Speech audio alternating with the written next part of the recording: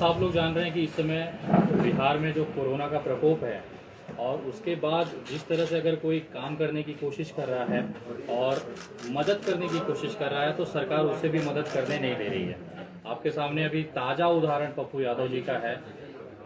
Sunday के दिन उनके खिलाफ वारंट निकाला जाता है, जबकि सुप्रीम कोर्ट की गाइडलाइन आई हुई थी कि कोरोना काल में किसी को भी गिरफ्तार न किया जाए। उसके बावजूद 5 घंटे तक यहाँ पे पटना में बिठाया जाता है। प्रशासन द्वारा पता नहीं किसके दबाव में पूरी प्रशासन एक्टिवेट हो जाती है और वारंट खोजा जाता है। हम लोगों की भी नेटवर्क है, हम लोगों ने भी पता किया कि वो 5 घंटे क्यों बिठाया गया था पटना में पप्पू यादव जी को, क्योंकि पुलिस के पास कोई पुख्ता वारंट नहीं था। अचानक से फिर मधेपुरा से इनको वहाँ के एसपी से बात होती है और पता चलता है कि वहाँ पे वारंट है, तो उनको बुलाने के लिए उनको 5 घंटा बिना कारण बिठाया गया। उसके बाद जब यहाँ से जमानत हुई तब उनको मधेपुरा ले जाया गया। ये केवल हैरेस करने का काम था। एक पूर्व सांसद, एक संविधान पद पे बैठा हुआ व्यक्ति और कम से कम 25 सालों का उनका जो राजनीतिक या संवैधानिक पद पे जो काम किया है उन्होंने, इस तरह के व्यक्ति के साथ अगर इस तरह की कुछ क्रूरता की जाती है, और मुझे तो शंका है कि कहीं ना कहीं उनकी हत्या का प्रयास चल रहा है बिहार के अंदर। कल मैं जिस तरह से दरभंगा गया था, उनके अस्पताल में मुलाकात मुझे नहीं करने दिए, जबकि कोई बड़ा इशू नहीं है। मेरे पास कोरोना बहुत नेगेटिव की रिपोर्ट है। मैं मुंबई से ट्रेवल करके अगर यहाँ आ सकता हूँ तो कोरोना का बहाना बना के किसी से उनसे मिलने नहीं दिया जा रहा है, और वहाँ पे क्या हो रहा है ये किसी को जानकारी नहीं हो रही है। तो कहीं ना कहीं मुझे ऐसी शंका है कि बिहार सरकार उनकी हत्या का पूरा कोशिश कर रही है। उनके इलाज के नाम पे उनकी कोई व्यवस्थाएं वहाँ पे नहीं है, और ये जो दुर्व्यवहार उनके साथ हो रहा है उसके खिलाफ हम लोग आवाज़ उठाने के लिए, और पूरे देश से जो एक्टिविस्ट हैं, चाहे आप दिल्ली से ले लीजिए, कन्याकुमारी से ले लीजिए, कश्मीर से ले लीजिए, पंजाब से ले लीजिए, अब सारे एक्टिविस्ट बिहार आएंगे और पप्पू यादव जी के लिए आवाज़ उठाएंगे। और हम संवैधानिक तरीके से पूछना चाहते हैं कि आखिर आपने किस आधार पे उनको गिरफ्तार किया है, और रात को 12 बजे कोर्ट खोलने की क्या जरूरत पड़ गई अचानक से, और जिस एरिया में उनको गिरफ्तारी होनी चाहिए, जिस एरिया में उनका अपराध है, जहाँ पे उनको गिरफ्तार किया गया है, वहाँ से नेपाल बॉर्डर पे ले जाने की क्या मंशा थी, और उस बैरक में रखा गया जहाँ से सांप निकल रहे हैं। तो ये जो कहीं ना कहीं उनका जो सरकार की जो उद्देश्य था वो बहुत स्पष्ट है कि हम ना काम करेंगे ना आपको करने देंगे। अगर कोई बिहार की जनता को बचाएगा तो उसको जेलों में डाल दिया जाएगा।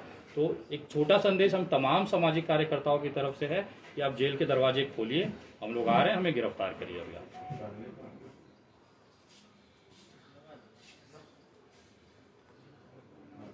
कल आप दरभंगा गए थे, क्या बोला गया था दरभंगा में? जो आपका पास रिपोर्ट था नेगेटिव का, फिर भी क्या बोला गया था, क्यों नहीं मिलने दिया गया?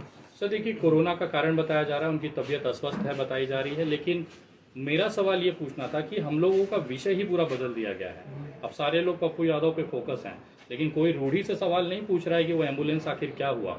जो पप्पू यादव ने 40 ड्राइवर्स दिए थे, उनका रूढ़ी जी ने क्या किया है, और वो एम्बुलेंस क्या अभी भी बिहार की जनता के लिए खुले हैं या नहीं खुले हैं? अगर रूढ़ी जी का हिसाब किया जाए तो वो इकलौते ऐसे इंसान हैं जिनको बीच मंत्रिमंडल में से उठा के फेंक दिया था इसी एनडीए सरकार ने। वो क्या कारण था, कोई बता सकता है क्या? हम लोगों ने जब इसकी पूछताछ की खोज किया तो पता चला उनके ऊपर गंभीर भ्रष्टाचार के आरोप हैं, और ये आरोप कोई ऐसे वैसे नहीं है।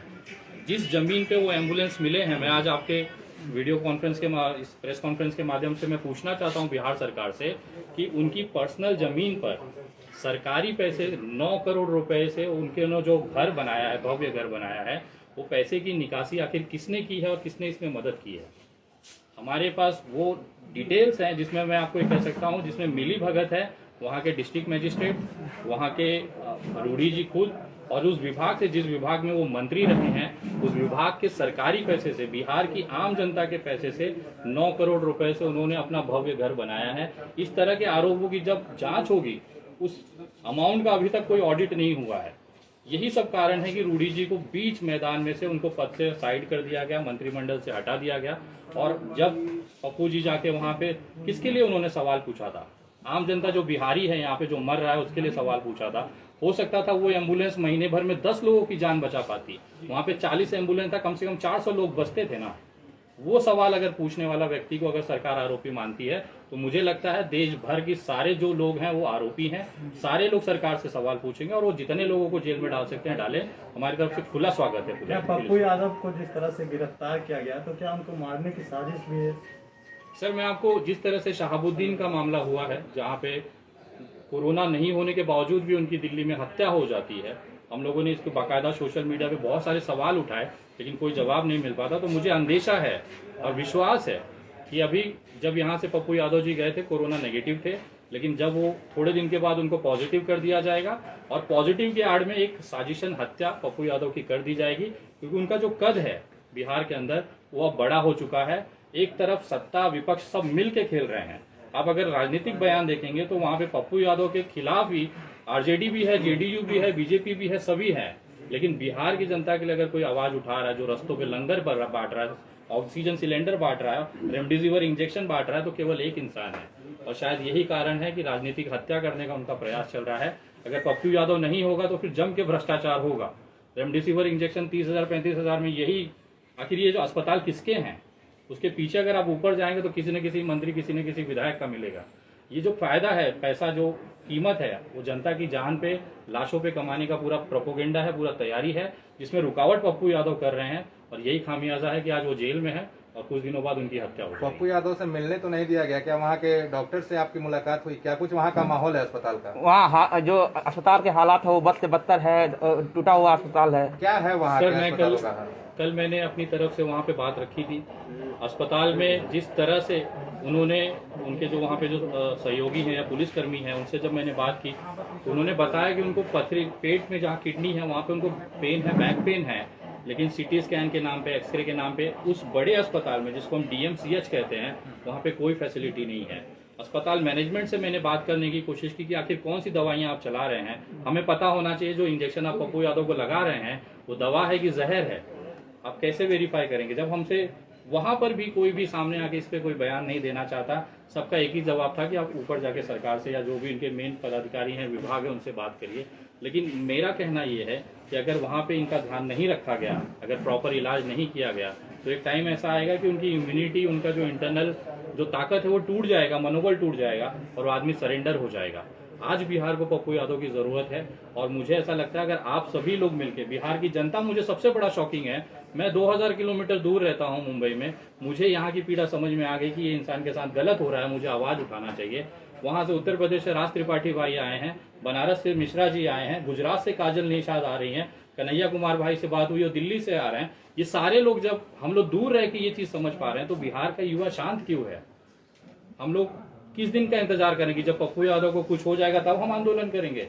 आज वो जिंदा है, इंसान जिंदा रहते अपने पूरे जीवन काल में कुछ अच्छा कर सकता है। आखिर वो गलत क्या कर रहा है? खाना खिलाना गलत है क्या? इंजेक्शन बांटना गलत है क्या? ऑक्सीजन देना गलत है क्या? अगर ये गलत है तो ऐसी गलती होनी चाहिए देश में। देश की जनता ऐसी गलतियां चाहती है। हमने देखा है यहाँ की विधायक हो, चाहे सत्ता दल हो, चाहे विपक्ष, उनकी औकात हमने देखी है कि भरे विधानसभा में गिरा गिरा के, कपड़े फाड़ फाड़ के, जूते चप्पलों से मारा गया है विधायकों को। तभी भी ये विधायक जो अपने आप को विपक्ष कहता है, एकदम जीरो था, कहीं ग्राउंड पे नहीं दिख रहा था। तो आज हम उनसे उम्मीद ही नहीं कर सकते कि वो पप्पू यादव के मामले में आवाज भी उठा सकता है। ये कहीं न कहीं खामियां जो है सरकार की या बिहार सरकार की, उसको दबाने की पूरी कोशिश है। लेकिन अब देश की जनता को आगे आना चाहिए और खासतौर पर बिहार के युवाओं से कहना चाहता हूँ कि अगर आज आप चुप रह गए तो कल को कोई भी पप्पू यादव